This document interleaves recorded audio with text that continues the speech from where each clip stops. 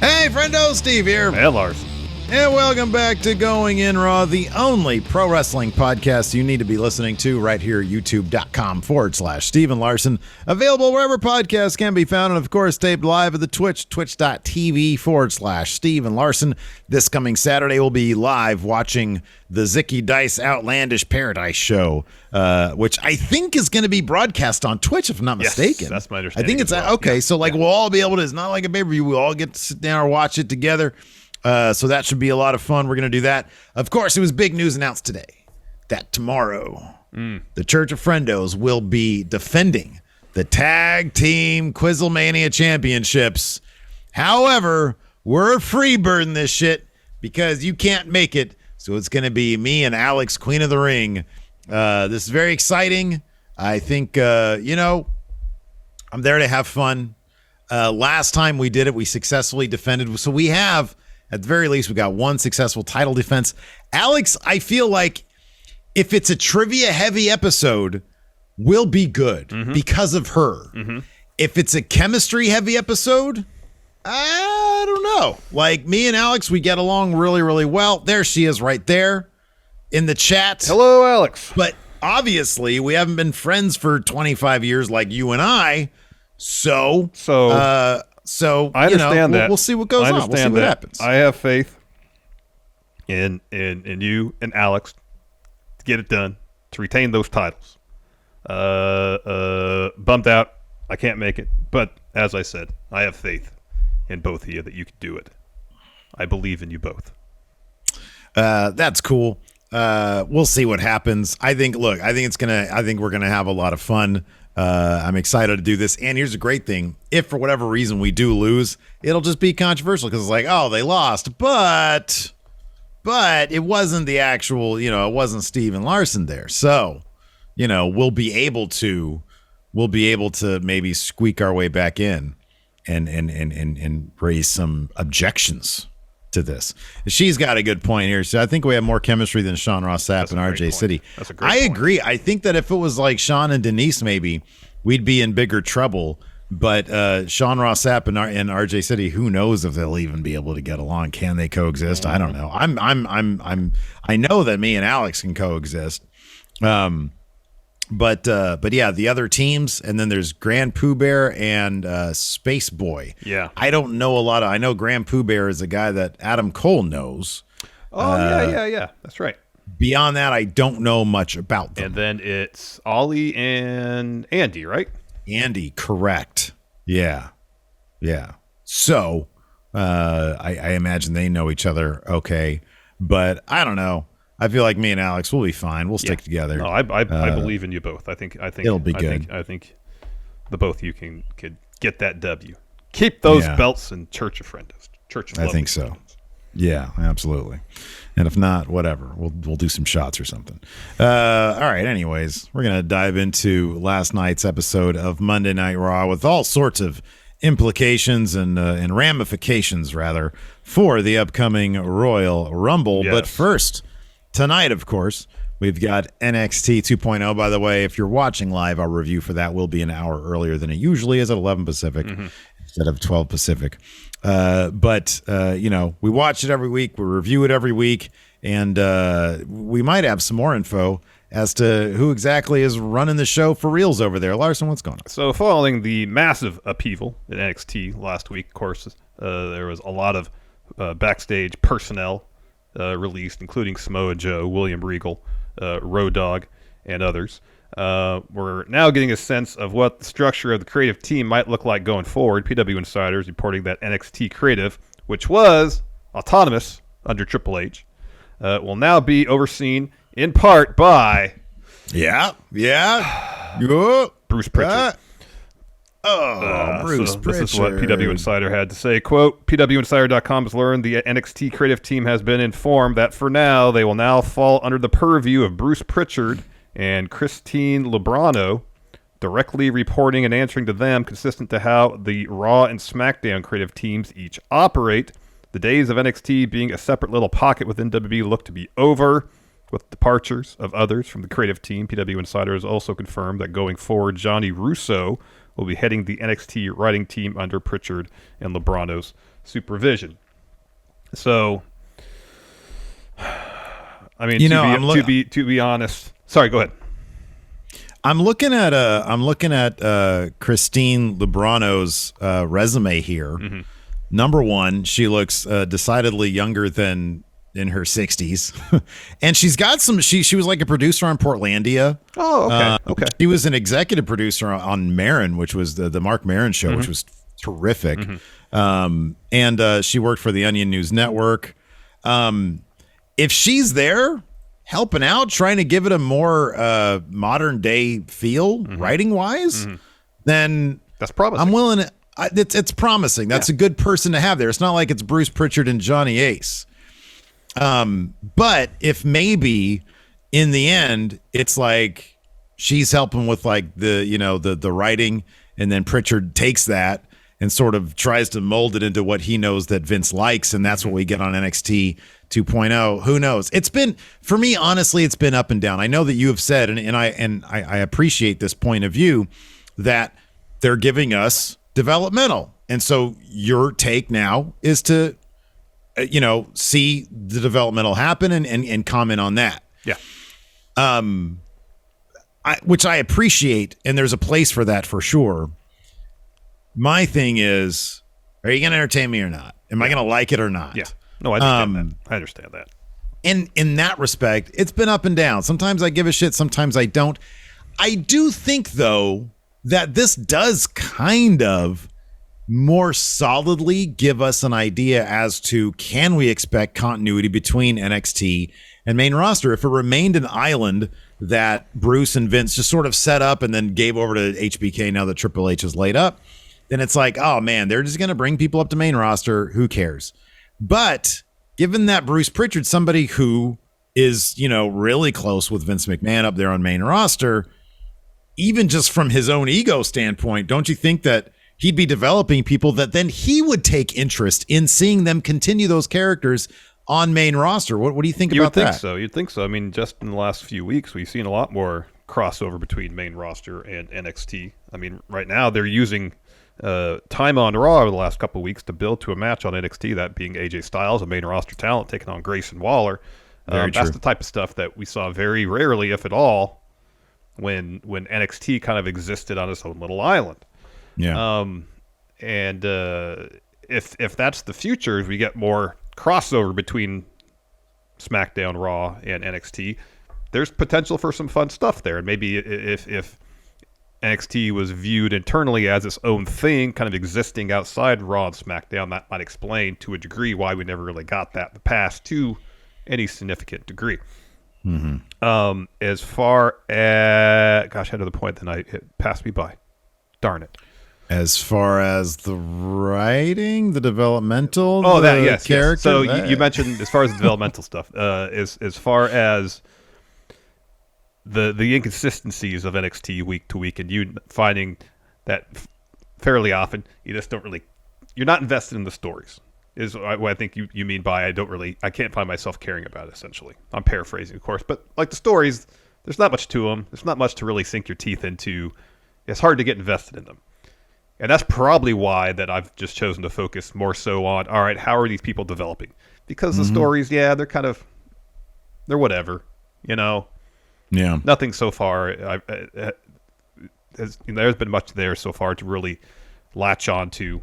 So it's just all about seeing people, start their journey in NXT and see where they end up. And you see people like Grayson Waller over the course of a couple months who showed up and have found their character, and week after week have found a way to evolve their character.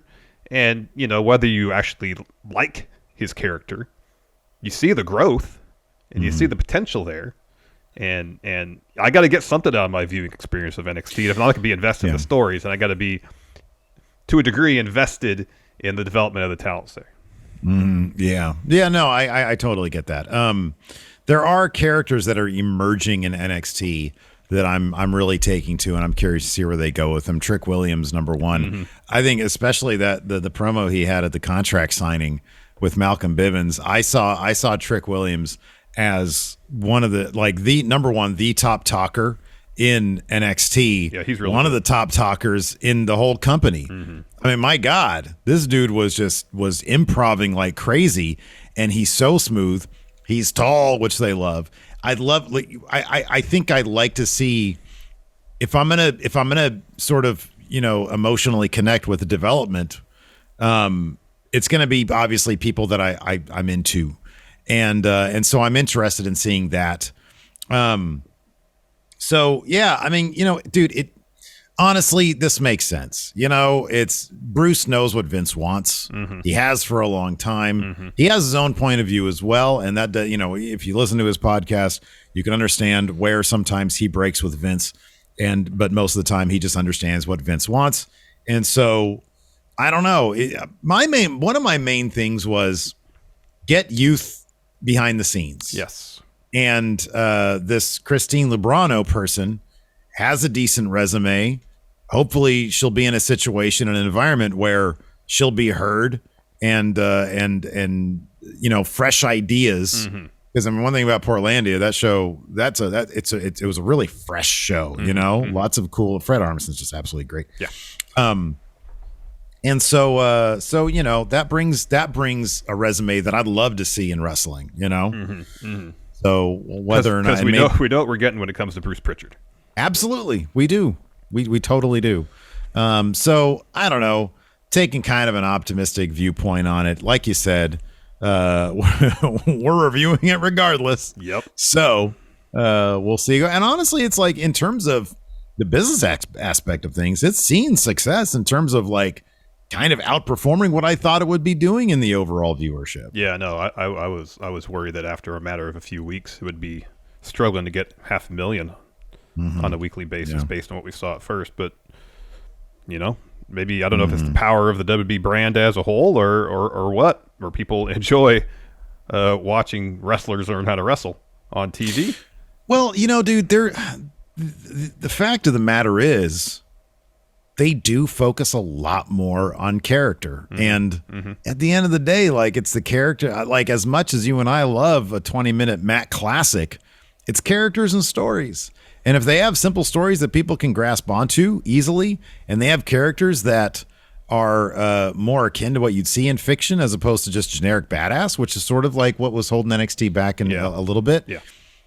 It's not shocking that they would perform better. It's just unfortunately, maybe the idea is, hey, guess what? The NXT 1.0 formula wasn't ready for a mass audience. Yeah, maybe. At least the way it was presented. Yeah, that could be. That could be. And maybe, and maybe it was a situation of just not enough variety on NXT. Yeah. Because NXT was, is that a dog I heard? A sneeze?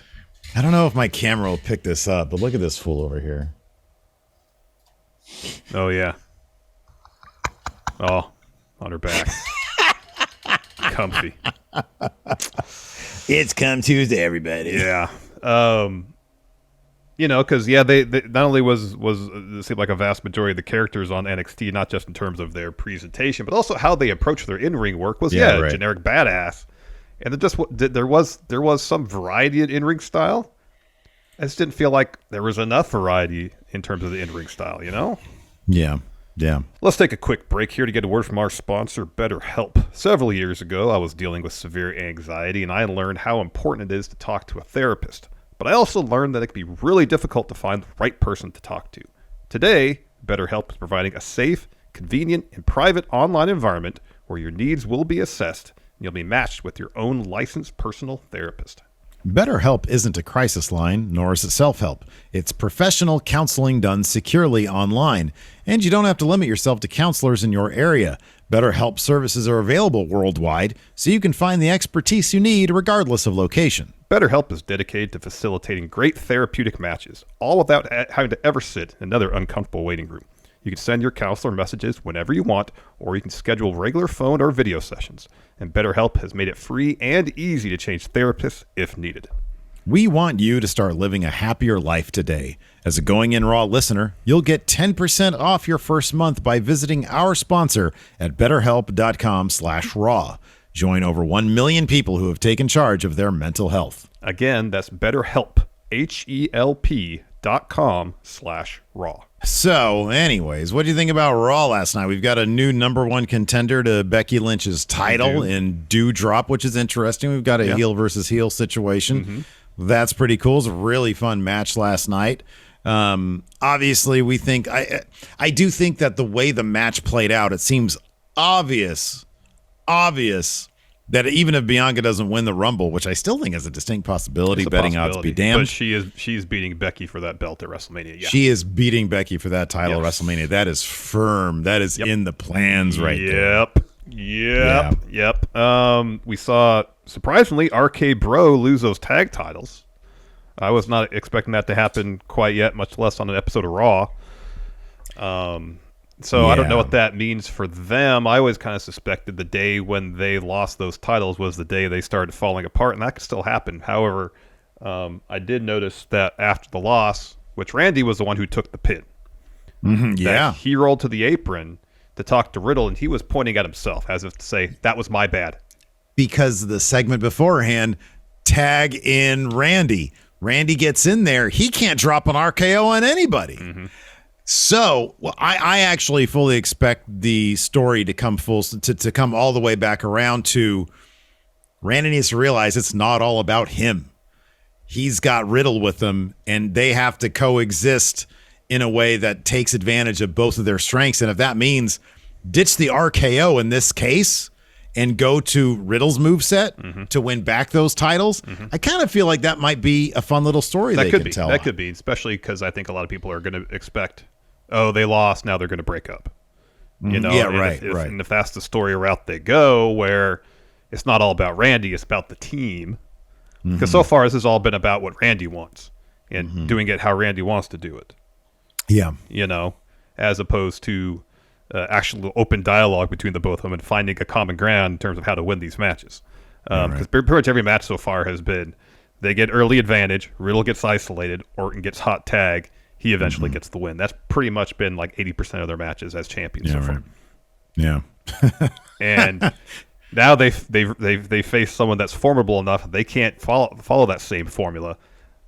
They need to do algorithm, and if that new algorithm is floating bro for Randy Orton, exactly, Bro Derek from Randy Orton, RK Bro Derek, and no, I think there's something to work with there. You know, we know the day is going to come when they break up, where they're going to feud. It just depends whether they see whether there's more mileage in that team, because they're incredibly over, hugely popular. Every time Orton gets that hot tag, the crowd goes crazy. I would actually be, even though like generally you want to break up a team when they're at their hottest for the most heat, I would be bummed out as a fan of this team because they're so damn good. If they tell the story, they do a good job telling the story as you laid it out. That's new heights they can reach then. Right. Yeah. And that's elevating Riddle in the process. You know, for sure. If Orton goes to him and says, I can't do this myself. I need you. Yeah. I need your input. I need your expertise. Well, that's elevating Randy or Riddle. He's on Randy's level then, you know? Yeah. No, absolutely. I laughed earlier because Lou here said, hey, Randy, motherfucker, not everything is about you. That's my favorite Kevin Nash interview line. It's the best. Maggie here in chat also brings up Gable's heartfelt message about Otis and their tag win. I got it right here. I didn't know they had known each other that long. I think all those dudes around Cal's age all know, they all wrestled each other. They're all like the top wrestlers from high school or college rather in the area. And he said this: there's winning championships and then there's achieving dreams alongside your best friend. Otis and I have been talking about a night like last night since we were training for the Olympics together in Colorado Springs in 2011. The Alpha Academy relationship is more than a tag team. It's been a brotherhood for 10 plus years. After getting called up to Raw, I jokingly told Otis there was a house for sale up the street for me if he wanted to move in. Within days, he told me he put in an offer and would be there in a few weeks. Since then, he's come over nearly every single day for us to leave puddles of sweat in my garage in some of the grittiest training sessions you could ever imagine, all with the goal of continually making progress in this profession and in life. I could not be happier or more proud of this man, my protege, my prized pupil, my number one guy.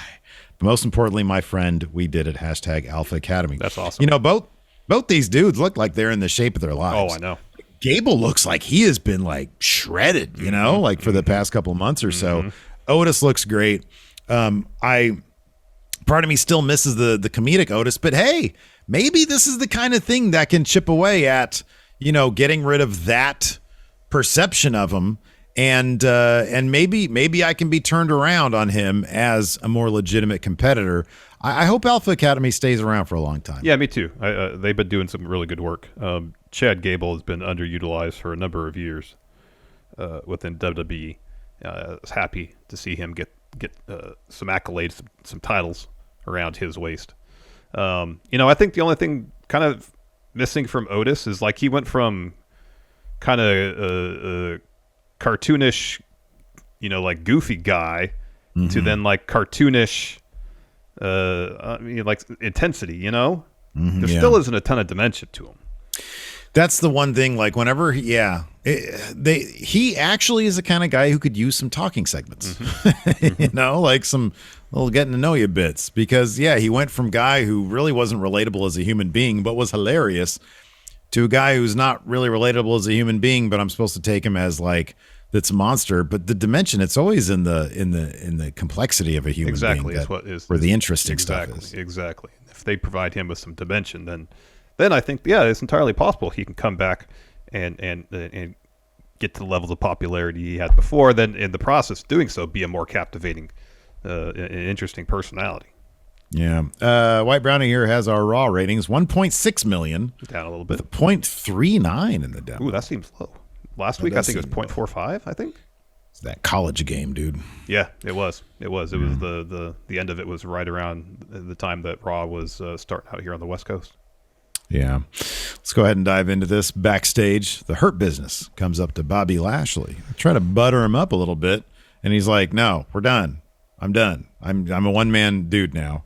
Get out of here. Kick rocks. Speaking of rocks, Brock kicks off Raw. Hold on a second. This Hurt Business thing, what a mess. Seemed like they were back together, then they weren't, and then they were lobbying to get back together, and finally Lashley says no. You know, at this point, though, at least... Hopefully there's finality to it, you know? Well, there's some amount, but there's also some amount of, I kind of understand that they've just been sort of showing up to try to pitch Lashley on, hey, we could be helpful. I get that, but way back, I don't know, when it was like they were seeming like first back together, it didn't seem like, hey, we're just trying to be helpful. Because didn't they come out with MVP once? Wasn't that the Goldberg thing? Might have been. I think they just sort of showed up. But I thought they showed up once with MVP. Maybe backstage they pitched to MVP, hey, we can still be a help. And he was like, yeah, go out there, see what you could do. See if Lashley's okay with it. I don't know. Sometimes I'm okay with just sort of piecing it together. Lashley has never embraced them since he kicked them out in the first place. I understand that. They've always been there to help. Here's the thing, though, is they should have broke up in the first place, how they did at least. And then you bring it back into the picture, completely unmotivated, completely without any explanation, and then they get your hopes up, because Hurt Business, when they were together, was awesome. Yeah, they're really cool. And then you don't see them together for like a month and a half, if not longer, and then they have like sparing interactions, and then they come to Lashley and be like, hey, we're really happy for you as members of the Hurt Business. And he's like, no. Yeah. It just seems like it's another instance where there's something really cool they had, and it just peters out. Didn't Costanza do that? Didn't he like quit a job and then he just acted like he? Yeah. He was angry. How did that one play out? I forget. He was angry and he quit on a Friday and went back in on Monday. That's what I remember. Yeah, I remember that. Episode, I don't remember how it played out though. I'm sure he didn't stick around very long.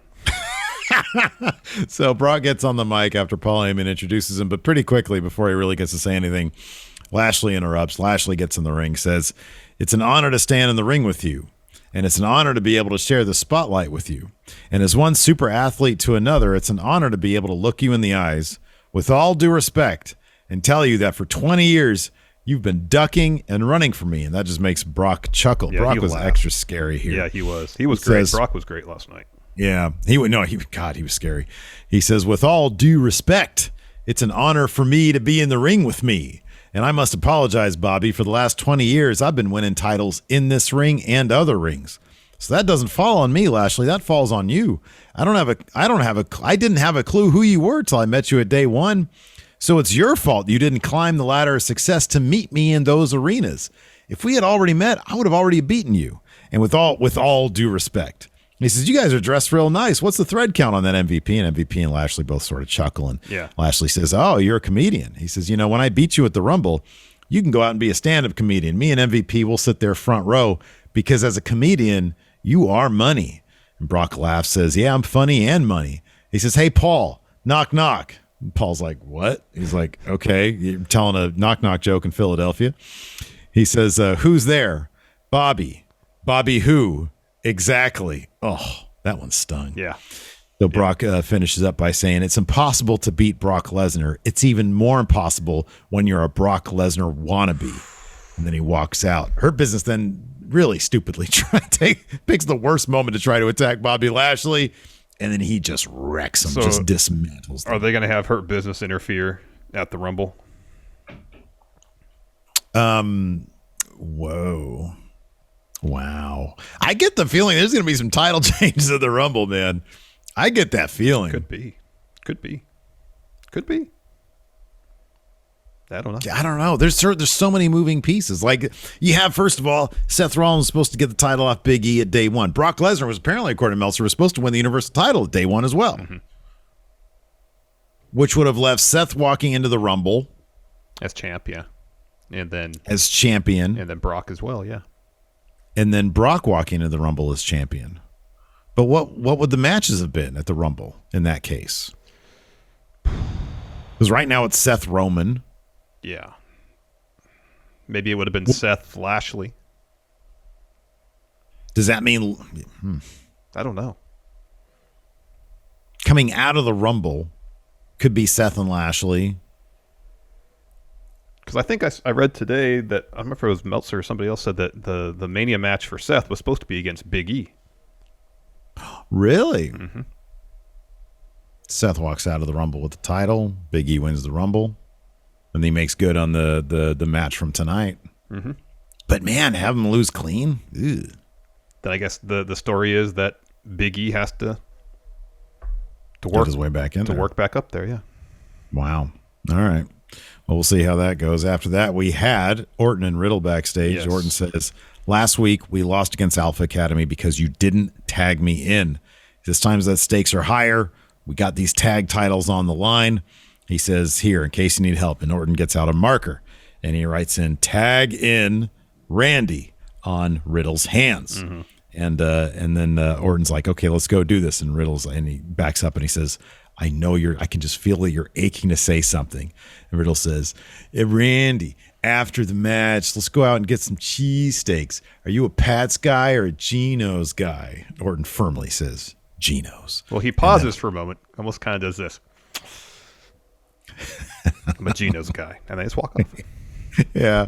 Crowd, big pop from the crowd. It's like he doesn't want to answer it, but he likes Riddle enough that he'll entertain. He also knows that it motivates him. To give him a little bit of validation. Made me feel bad for Pats, though.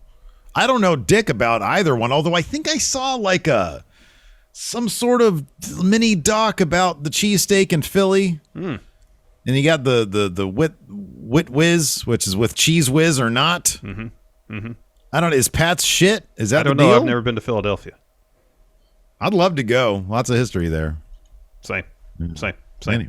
Then we get RK Bro versus Alpha Academy. And like I mentioned earlier, when we were talking about when RK Bro lost this bout, Riddle was isolated for a good portion. Eventually, though, does get the hot tag into Orton. He goes on a run. He's looking for a draping DDT on Gable, but then before he hits it, he knocks Otis off the apron. He comes back to Gable. Gable snaps Orton throat first over the top rope. He goes up top. Orton swipes his feet out from under him, hits a superplex. He's looking for an RKO. Otis grabs him, his ankle, to try to run interference there. Riddle tries to take out Otis. Instead, he gets dropped by Otis. So Gable's sent into his own corner. Otis tags himself in.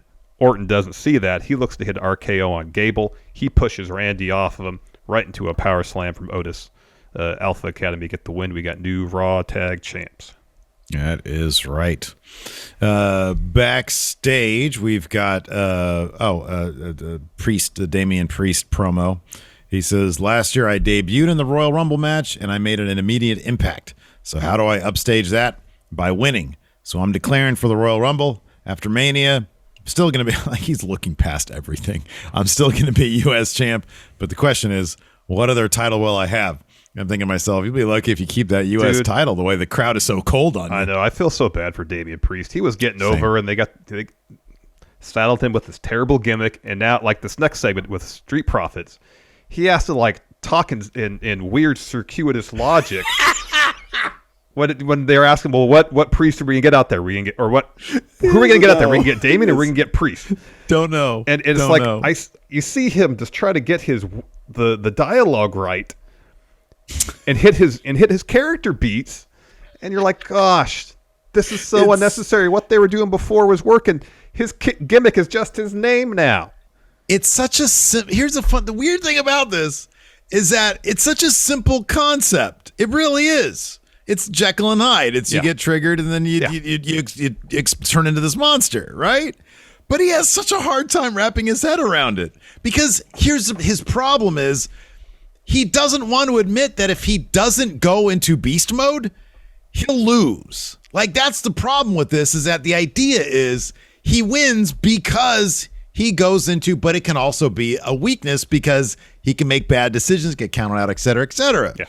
He has a problem wrapping his head around, well, now this is the only way I can win, but it also turns me into a dullard, so I have to be careful with it, but I also don't want to come off as weak if I don't turn into this guy.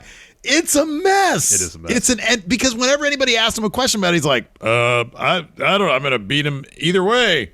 I'll be great no matter what. Yeah. But then they better hope they don't make me mad, but I'll beat him anyways. Yeah. It's a mess. Too much. It's an absolute mess. So after, I think the Priest promo was an earlier today promo, we go backstage. We get Damian with Street Profits. He's talking about the Rumble. He says that the Rumble is everybody for himself, but I'm glad we all have each other's backs tonight. Ford says, of course, they have each other's back. And then Dawkins says, I wonder which persona we're going to be dealing with tonight. And Ford said, and then that's when he was. I was trying to make heads or tails of it. I was lost. The Curb Your Enthusiasm music. Yeah, exactly. Playing. I was lost. So Ford says they're going to bring the solo cups. Are you going to partake in the party, Damian, or we have to, or are you going to? We have to wait for Priest. And Damian says, "Oh, I'll take our solo cup."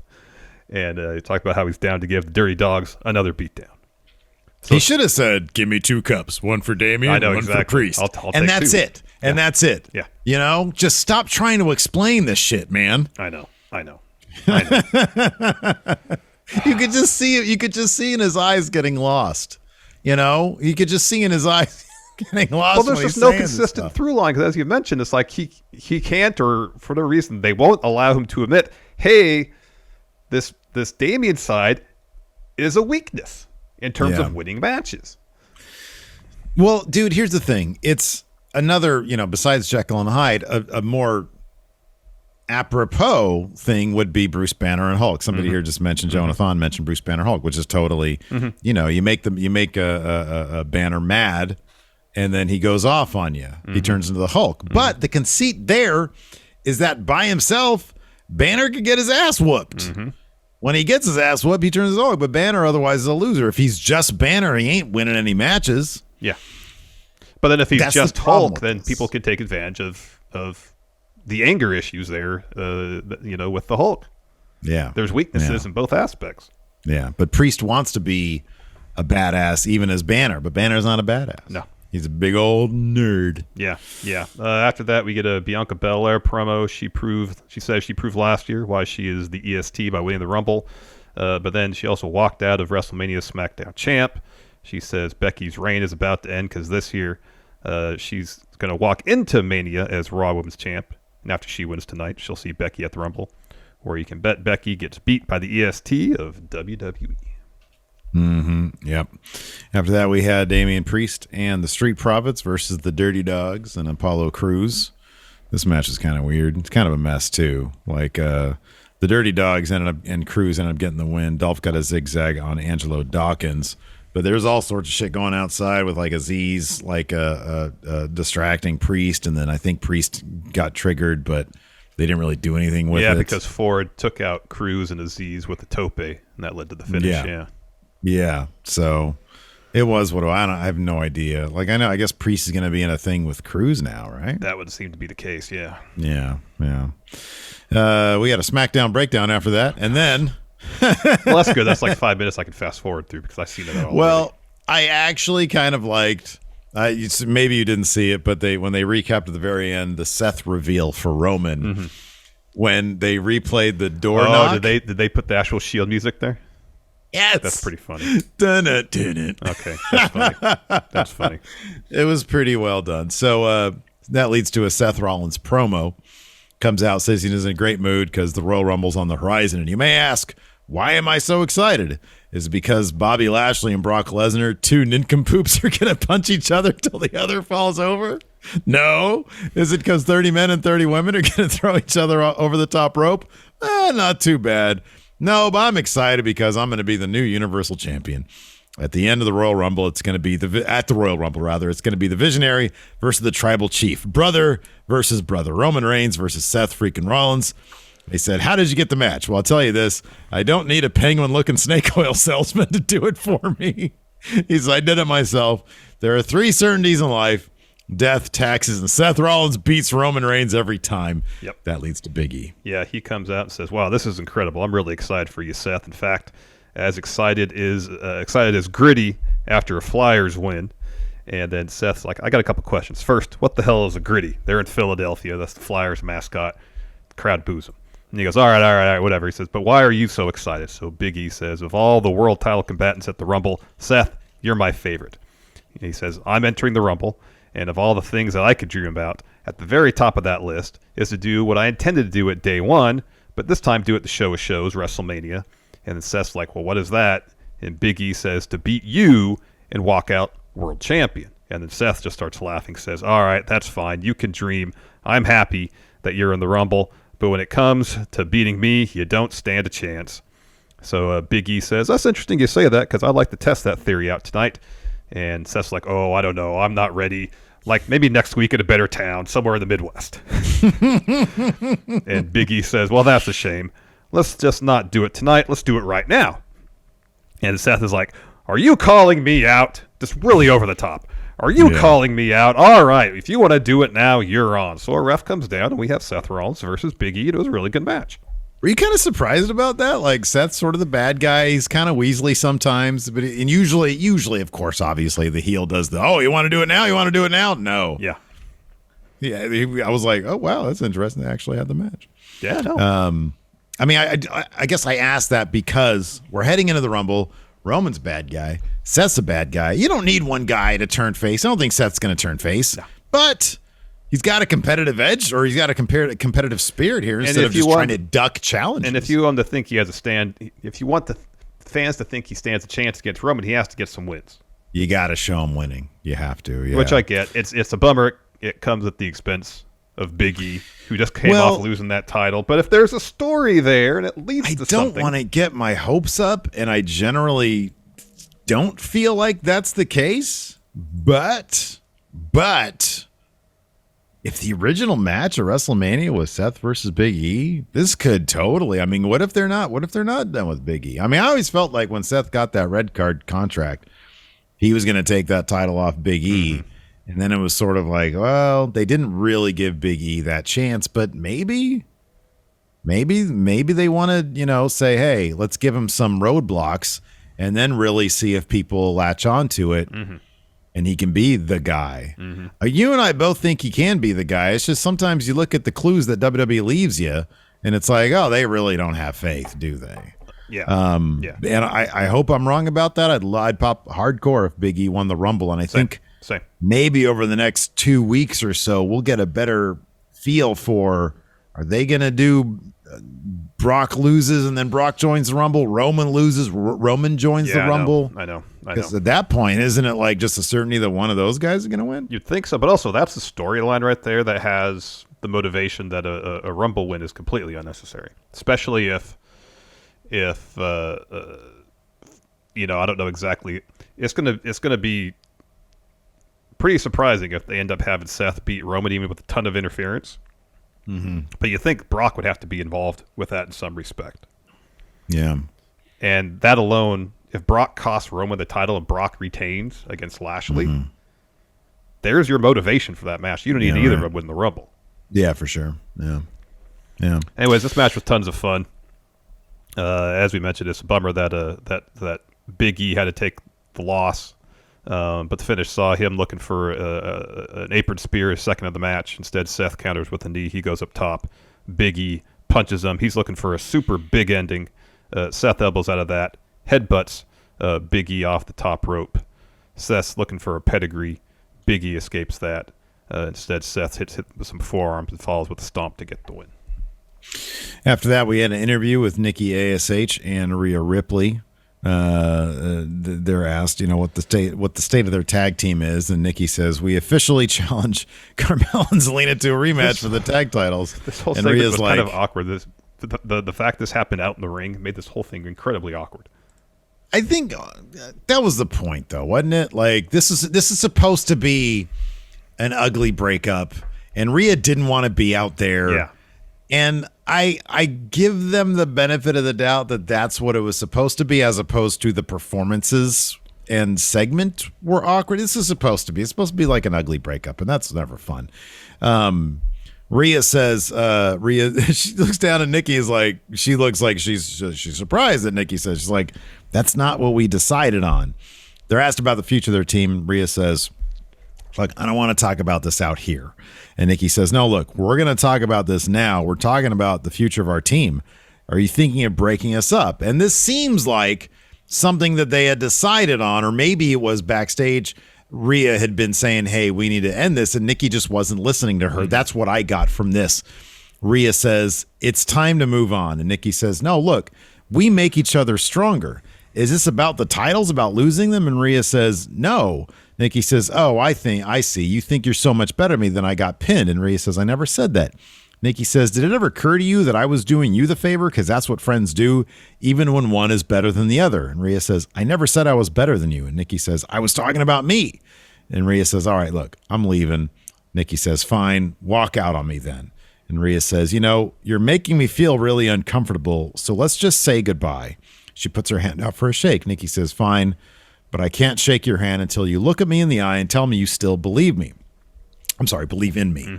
Rhea says, "I've always believed in you and I always will." And Rhea says, "Don't stop believing in yourself, and I hope we can always be friends." And she thinks, "Okay, I think we're good now." Nikki says, "Do you mean it? Can we still be friends?" And they hug, and Rhea kisses her on the forehead, and she says some things to her that we can't catch on the mic. And it's a nice little moment here. And then Nikki goes to pose for the crowd. She comes back, and Rhea just looks like she wants to be anywhere else. And so Rhea goes for a fist bump because she's like, finally, this is done. And then Nikki attacks her and then walks up the ramp and turns around and raises her hand like she's a superhero. And then she says, "Almost superheroes don't need friends. Don't need any friends." Yeah. So I'm glad this is done with. Yeah, they made it seem like an awkward relationship breakup, but that's kind of what it was anyways. It probably would have been more effective if Rhea was the one to turn on Nikki, like, "Hey, you're pathetic," and then you have Nikki try to climb back up and beat Rhea. But I guess that's kind of the expected route. I mean, I guess maybe they're going for the less expected route, which you have. I mean, in one sense, it's promising because Nikki could be a great heel, and if there's some dimension, they add some extra dimension to her character, that could be fun. At the same time, it's a reminder how much money they left on the table not booking her journey as superhero. Yeah, I'm like, well, but maybe this is part of they can tell this story where she loses her way and she finds her way back, and then maybe they can get back to that. At some point, she can actually be a superhero. Yeah. After that, this segment made me just super hungry, man, because Reggie brings Dana Brooke some cheesesteaks, and they look so good. They do look good. And he's like, "Oh, I've got this weird feeling. Whenever the 24/7 title's around, I'm about to be attacked. I get this spider sense or whatever." And then sure enough, Truth comes over asking about cheesesteaks and what you want on it. He's got a garbage can with him. He tells Tozawa to attack. They throw their cheesesteaks in their direction. They run. They all run off. And then it turns out the cheesesteaks landed on Tamina. She comes out covered in all the gooey cheesesteaks fixins. And, oh, man, it probably smelled so good. No, it probably did. This is a cool little bit. I know. This is a cool little bit here because then they take what just happened and they run it into what we saw next, which was Amos walking down the hallway. Reggie runs into him. Amos picks him up like he's Darth Vader. Dana starts yelling at him to put him down, and he does. And he says, "You should see what I do tonight because next week I'm going to do worse." I think he meant to Reggie. Yeah. But before we got that Amos match, that was cool. A little bit of blocking there, how they did that. Yeah, it's always nice when they make it seem like there's one cohesive universe that exists at Backstage. Not everything is just in isolation. Exactly. The vacuum. Exactly. Then we got a Dewdrop promo. She said all last year Bianca and Liv got cut in the front of the line and wasted opportunity after opportunity, but this is a new year, and I'm going to show those crybabies that their mistake was overlooking her. She continues. Bianca thinks that I'm a detour. The reality is that Bianca is my detour on the way to becoming champ. That's right, Becky. Don't get too confident with the Raw Women's title because after I win tonight, I'll see her at the Rumble. In 2022 will be the year that Becky finally gets dropped. Ooh. This poor sack of shit named Nick Sanders got murdered by Amos after this. This was truly terrifying. Yeah, Amos took on Larson from about 1996. Yeah, he did. I see the resemblance there. Yeah, man. This is always satisfying though. I love seeing like little tiny dudes get just murdered by giant people. It's a lot of fun. Yeah, Nick Sanders got killed by Amos. So next week it'll be fun to see what Reggie can do against Amos. It will be. Then we get the Cutting Edge with guest Beth Phoenix. So Edge introduces Beth. She comes to the ring. Edge says day one is the first time the fans got to see them interact in a wrestling capacity. I think he says at the Rumble they're going to do some damage. And Edge puts over how much ass Beth has kicked. Says it compares her to the 70s Flyers teams. Says just like the Flyers collected cups in the 70s, they've collected 35 titles between them, more than any other couple in the WWE, and they're also the only couple in WWE who are both Hall of Famers. And he says more than that, Beth is a wrecking machine. He throws to a video package of her wrecking. Come back. He says, "I'm going to give you the floor, Beth." And Beth says, she doesn't know if Edge is trying to butter up for later tonight, but flattery will get him everywhere. He says tonight she's out there to talk business. She talks a bunch of trash about Miz and Maurice. Says at the Rumble they're going to shut them up for good. This brings out Miz and Maurice to the stage. Miz says, "I stand with Ben Simmons. I too would give up $33 million not to play in this crap city." And he says, "Can you blame him?" And he says, "I figured Edge would come out and slander us, say they're going to beat the hell out of them at the Rumble. But at day one, he had Edge beat until Edge manipulated his wife to help him." He says, "What kind of man does that?" And Edge is like, "That's rich coming from you because you used Maurice to avoid a spear." Yeah, he did that. Yeah, he did do that. And Miz just goes, "Slander." Pretty funny. Ed says, he says, Edge does realize that Maurice is the finest talent to ever put on a pair of Louis Vuittons. And his inside sources at USA told him that Edge was preparing a highlight video for Beth. So I decided to do one to show how much better Maurice is. And he throws to a Maurice video package. Yeah. Miz comes back from the video package, says, "Everyone's lucky to be in the presence of my wife. You two should feel honored to step foot in the same ring as Maurice." Edge gets on the mic and says, "Maurice, much like Miz, you busted your butt to prove everybody wrong and you accomplished your goals. We don't want to take anything away from your great career, but Beth can deadlift a Buick. She smashes people, and if I had to step in the ring with her, I'd have that same look on my face as you do." Beth gets on the mic, says, "It's weird you chose now to be so shy because when you knew I was there, you became quiet as a mouse. The time for apologies is done, though. At the Rumble, I'm going to wreck you, and everyone in the arena is going to be chanting au revoir." Miz laughs, says, "Oh, you're speaking French? You're speaking French?" He says, Go ahead and tell him, Maurice. Tell Beth you're going to wreck her at the Rumble." And he goes on and on and on. As he's talking, he's not paying attention to Maurice, who's simply walking away as he rambles on. Beth says, "Miz, if Maurice doesn't show up and my husband doesn't do it first, I'll take great pleasure in knocking your teeth in." I assume this is another ruse from Miz and Maurice. Maurice is sort of acting shy. And then at some point, like, there's a lot of talking going on. We got to see Miz and Maurice really wreck one of these, either Edge or Beth Phoenix, and really get the heat levels up, man. Because I like this feud. I just want to see some more action, especially on the part of the heels. Yeah, because the faces are very arrogant right now. Yeah, and also, you want to go in this match with the idea that the heels stand some sort of chance. Because right now, sure, absolutely, they seemingly stand no chance. Yeah. Then we got an Austin Theory interview. He says, I got this chance now to impress Vince. Puts over AJ. Says, future first ballot Hall of Famer. Says, but tonight is different. I'm going to beat AJ, and Vince will leave him with no doubt about investing in Austin Theory. And he's asked, did Vince say anything to you before this match? And Theory goes, yeah, he did. He just told me to not screw this up. Don't screw it up. After that, we had AJ Styles versus Austin Theory. Grayson Waller ended up attacking AJ on the outside. You can see that coming a mile away. Pretty much, yeah. They are. I mean, look, like you said earlier in the show, I appreciate that there is continuity between the shows. They're making this AJ versus Waller thing to be a pretty big deal for tonight's NXT. Would have been nice if they got that shine in the past. Yeah. But anyways, and by the way, once again, Ciampa and Pete Dunne had apparently a match for main event the show. So that's usually like warm-up matches for the main roster. Yeah, so that's cool. So, yeah, I like this, though. When Waller attacked, Theory really didn't give a shit. He took a selfie with AJ, said, hey, he came out and said, hey, you're a pretty cool guy. Like we did here. Just wait a second. Took a selfie. He said, all yours. Yeah, I like that he says, hey, you're a pretty cool guy. All yours. Theory and Waller make a pretty awesome tag team. I could see that. Yeah. So after that, I like this too. So yeah, AJ ends up running Waller off. We go backstage, and he's still sort of looking around for AJ. He does a quick interview though, and he says that was a preview for AJ Styles. He's going to meet the Waller effect. Yep.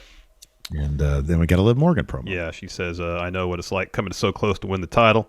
But she also says, I'll never stop giving everything I have to get another shot at the title. So it may be a new year. I got the same attitude. They got me into the title picture in the first place. So after I win tonight, I won't just come close to winning the title from Becky. I'm winning it. Come Tuesday. After that, we had Alexa's Journey Back to Raw, Part 1. I was really hoping they were going to get away from the Fiend Alexa, whatever they call her. But this was a stage in a therapy session situation where she was having problems coming to terms with the last time we saw her, where Charlotte ripped up Lily. Yeah. And it made it seem like this wasn't the first session either. Right. They've been trying to make some progress on this. So, she does weird things like, how do you feel about what happened? She says, it makes me thirsty. She pours like a glass of water, just starts overflowing everywhere. And then she's like, first thing you say, doctor, is admit when you have a problem. And so I guess we have a problem here. And starts trashing the office. And the doctor's freaking out. And then he ends up leaving. And then she does like a big scream. And that's how we conclude the first part of this. I mean, I'll be honest, I mentioned this, and I don't like harping too much on presentation things, but I feel like even if they had filmed this with like a more cinematic method, the way we saw in those great segments on WWE Backstage with like the comedic take on the therapy office, if they filmed it more cinematically, it would have added some amount of like effort points to it. But also, you can tell this was just some set they probably built backstage. Based on like the audio quality wasn't the best, especially once Alexa started moving towards the back of the room. It just sounded echoey, like it was just a set. Yeah, built, right. And presentation goes a long way into immersing yourself in a particular scene or a particular world. It does. And if we're supposed to believe that this is some sort of legitimate therapy session, it would have helped enormously if the production was a bit more crisp. Instead of just making it feel like, okay, they're just shooting this on set with the TV cameras they have lying around. Like, I get it, but at the same time, your thing is production. It's what you offer. It's what WWE prides himself on. They're Hey, a content company now, yes. We're a content company, so act like it and give us stuff that feels more produced than this tacky bullshit that looks like it's still in 1995. I mean, you know, if you're going to continue, if this is the tack you're going to take with Alexa's return, which should be a big deal, then give us some production. Well, give us production, but also give us some advancement. I don't feel like there's been any advancement in her character. Yeah, and her character's sort of just thin anyways. I'm not even sure what the hell it's supposed to be. After that, we had our main event. Becky comes out first with another amazing goat jacket. And she has a promo in advance of the match. Says the women back there are about to come out for a triple threat match. She says each woman is great in their own right. She plays up each one, mentions Dewdrop being a fellow Celt. She says they're great in their own right. I'm sorry. They all have notions of grandeur that they'll be able to be the one to overthrow Becky. Says they're all fighting for the right to tell their grandkids that they lost to big-time Becky Lynch. Then she joins commentary, and we have this match, and it's a ton of fun. It is a ton of fun. There's a lot of really good creative spots. That bit especially where Liv has... So Dewdrop puts Bianca on the top rope. Liv runs up and puts a waist lock on Dewdrop, but then the process doing that kind of flips over and hits Bianca with like a Rana off the top and then rolls up Dewdrop. That was awesome. Yeah, that was really cool. There's so many fun little creative spots throughout this match. It was a ton of fun. The finish saw Bianca hit a spine buster on Dewdrop. She hits Liv with a glam slam on top of Dewdrop. Hits a handspring moonsault on both of them. And then hits Liv with the KOD.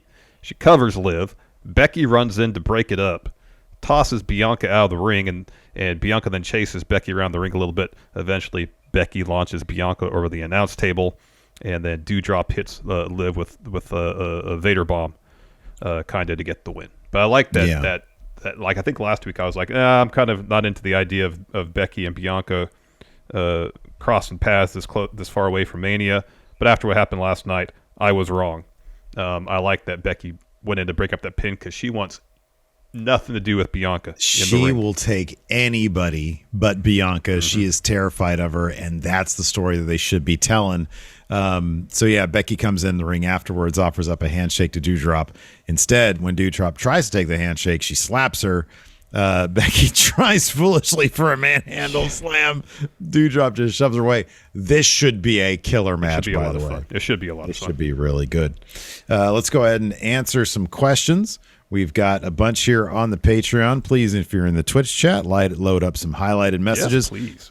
Quick shout out here also to some new patrons over there at patreon.com/Stephen Larson. We got a new feature over there called the Kip Up.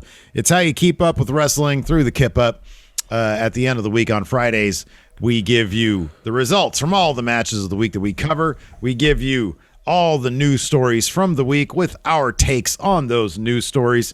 In case you don't have time to keep up with either this show or the world of wrestling, you get it all every single week with the Kip Up weekly newsletter right there at the Patreon, patreon.com/Stephen Larson. $5 a month. You get the Kip Up, plus you get the show in the audio realm, completely ad-free, plus 2 bonus episodes every single week.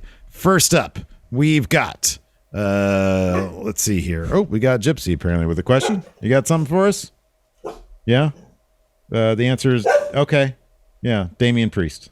There you go. Do you want to ask a question? I'll mute my mic real quick. Sure, I'll do that. Jimmy Thomas says, who turned down the donut, Damian or Priest? What a great question. I feel like the answer is... Well... Priest. You're the one who offered it to him, so you tell me. Priest. Did he get those big eyes? Priest turned the donut down. Priest turned it. He was very kind about it, wasn't he? He was very, very kind. Yeah. I couldn't give those donuts away. Hey, lay down. On that particular afternoon. Yeah. No one anything to do with the 8-hour-old donuts. I wonder why. Those are good, though. I'll take an 8-hour donut. I'll take an 8-hour-old donut. This is a great question. Wolfpack for Life says, how likely is Pat McAfee to be in the Rumble, and how long does he last? I don't know about how likely. I would love to see it, dude. What if he did the Booker T thing where he takes the mic into the Rumble and he does commentary? That would be great. amazing. That would be great. I would love to see that. Yeah, I'd be on board. We honestly need to put that in the universe. Please start tweeting that idea out there for Pat McAfee to declare for the Rumble, to be a surprise Rumble entrant, whatever. Yeah, surprise. And he takes the mic in there with him, and he starts in there. When he's in there, he should be in there with Pete Dunne for a bit too. Oh, that would be amazing. And if Ridge Holland is back in time, Ridge Holland as well. Ridge Holland. And he starts, giving Cole his thoughts about being live in the Rumble. That'd be pretty funny. That'd be great. That'd be pretty funny. Flats, in honor of Pritchard-led NXT, can Steve give us a Toxic Attraction and Pritchard voice? Well, they're the biggest thing right now. They're Toxic Attraction. Now, here's the thing about them. They're an attraction. So you're going to want to put them in the spotlight because they're such an attraction. People like sexy ladies. Okay, Bruce, it's too much now, dude. Donald Seaman says, what are the odds that Nikki gets a name changed to Nikki ASV and goes on to make some sort of anti-Justice League faction? I kind of like the idea she stays almost a superhero and she still thinks that she's doing heroic things and keeping the name. There's a case to be made that Rhea Ripley is branded as a villain. Yeah. Even though clearly she's not. I like the dichotomy of that. I like that's good. Let's see here. Carl D. Reed II. What a great name. Is there anyone else that makes more sense than MJF being in the Royal Rumble? So within the kayfabe, no, he makes all the sense because in 2024, he keeps on threatening to leave for WWE. But that ain't going to happen. No. What would WWE have to offer AEW in order for that to happen?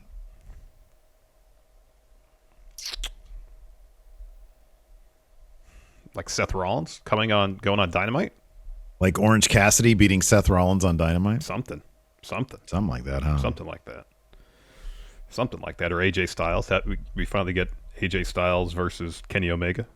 Oh, there you go. Down the line. That's a good one.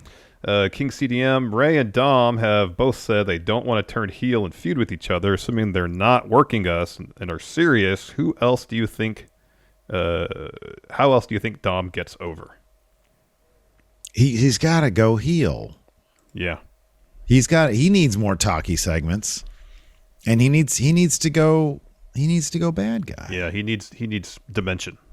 Yeah. Absolutely. Let's see here. Beige Noir says, with Otis's lack of neck making him almost impervious to an RKO, is there any other superstar who has a body part or lack of that would deflect a finisher? He says, for example, did they ever do this bit, Zach Gowen in a figure four? I wonder if they ever actually tried something weird like that. I don't know. Body part that would deflect a finisher. I mean, if Cross kept the helmet on during matches, he could do this. If somebody try to super kick him, they'll hurt their foot. That hits the head, yeah. Mm-hmm. Yeah.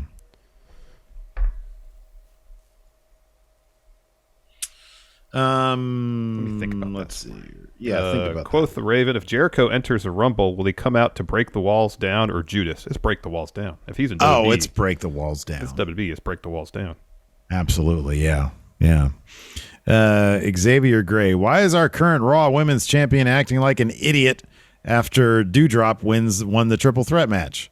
What was going on in the mindset of the writers by having Becky Lynch try to perform the rock bottom on someone who's twice as heavier than her? I mean, she's a heel. It's hubris, arrogance. It's arrogance. See if we could do it, and maybe she knows that she's going to have to find a different way to beat Doudrop. But she's going in there. She's trying to show a fake hand to her and say, hey, I'm going to try to beat you with this, even though she knows damn well she can't and she's not going to. She wants her opponent to think that that's what she's going to try to do. There you go. That's an idea there. Yeah. Don Wagner, could you see Miro being the one to go through the forbidden door for the Rumble? No. Rusev, no. He couldn't see. I get the feeling he couldn't stand that place by the end.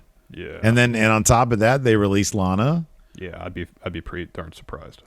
I think there are certain people that'd be like, no, we're not going to do that. Let's see here. Is Blake Whitehouse asks, is Angelo Dawkins underrated? I think the Street Profits are both held back by being in that tag team together.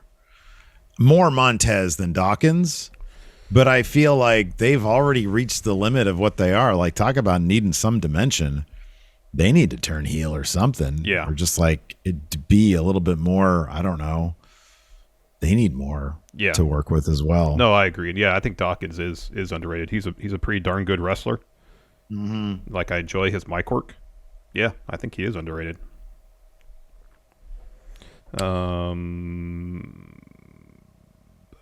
Shunt McGuppin, could they be setting it up to have the belts be swapped from brand to brand? Seth with the Universal title versus Big E, and Roman versus Brock, who has the WWE Championship.